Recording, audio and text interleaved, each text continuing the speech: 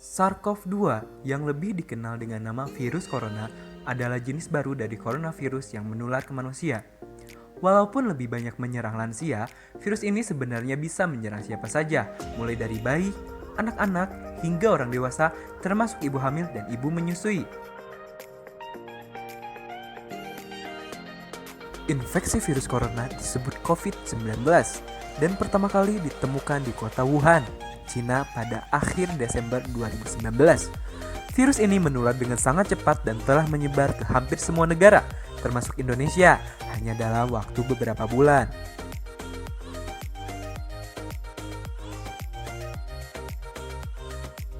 Hal tersebut membuat beberapa negara menerapkan kebijakan untuk memberlakukan lockdown dalam rangka mencegah penyebaran virus corona. Di Indonesia sendiri, diberlakukan kebijakan pembatasan sosial berskala besar atau PSBB untuk menekan penyebaran virus ini.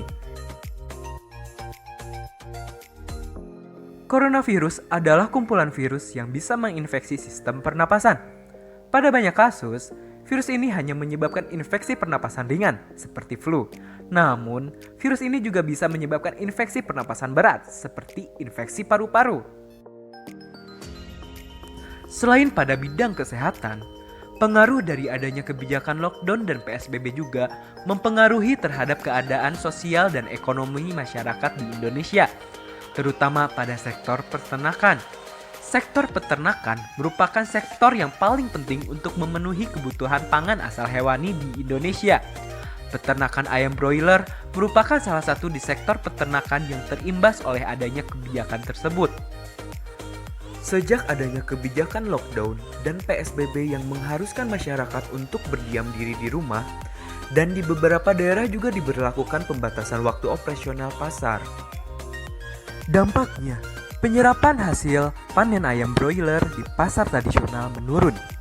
Hal ini diperparah dengan pengunjung yang pergi ke pasar juga sedikit. Kebanyakan orang takut untuk keluar rumah menyebabkan daya beli ayam broiler juga menurun. Sedangkan produksi ayam broiler meningkat. Hal tersebut membuat harga ayam broiler menurun, sehingga para peternak terpaksa untuk menjual ayam broiler dengan harga yang murah.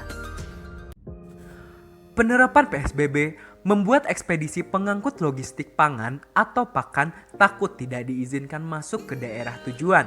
Padahal dalam Peraturan Menteri Kesehatan Nomor 9 Tahun 2020 tentang PSBB dalam rangka percepatan penanganan COVID-19 disebutkan pengecualian bagi angkutan pangan atau pakan.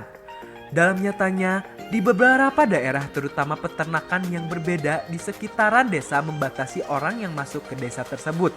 Dan itu juga berlaku bagi pedagang. Mereka yang mau beli hasil peternakan tersebut harus diperiksa dan dikarantina terlebih dahulu oleh pihak desa. Dampaknya, pedagang yang niatnya membeli hasil peternak itu enggan masuk ke wilayah tersebut. Coronavirus sangat berdampak di bidang kesehatan, sosial, dan ekonomi, terutama pada sektor peternakan. Kesadaran dari diri sendiri untuk menerapkan dan disiplin taat protokol kesehatan yang sudah dianjurkan pemerintah, serta dukungan antar sesama agar selalu mengingatkan dan menjaga kebersihan merupakan cara agar pandemi ini segera usai. Mari kita bersama-sama untuk melawan corona dengan cara mentaati protokol kesehatan yang sudah dianjurkan oleh pemerintah.